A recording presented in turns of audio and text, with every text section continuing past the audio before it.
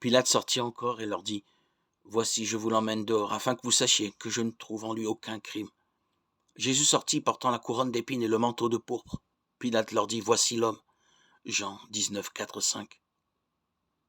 Voici l'homme, déclare Pilate en faisant sortir Jésus du palais du gouverneur, revêtu par dérision d'un manteau royal et couronné, mais d'une couronne d'épines.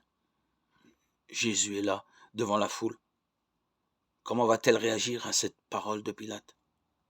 Elle pourrait demander la libération de Jésus, elle réclame sa mort à grands cris. Au cours de l'histoire, on a souvent fait de Jésus le symbole de toutes les condamnations d'innocents. Combien, en effet, ont subi et subissent encore un jugement arbitraire? Le Dieu juste est très sensible aux injustices et ne les laissera pas impunis. Cependant, la mort de Jésus est infiniment plus qu'une révoltante injustice. S'il a connu la souffrance intense de la crucifixion, s'il a été mis à mort alors qu'il était le seul juste, Jésus a lui-même donné sa vie librement. Moi, je laisse ma vie afin que je la reprenne. Personne ne me l'ôte, mais moi, je la laisse de moi-même.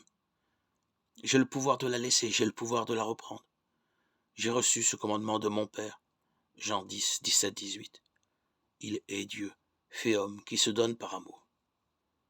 Le prophète Zacharie a écrit au sujet du peuple d'Israël. Ils regarderont vers celui qu'ils ont percé, Zacharie 12, 10.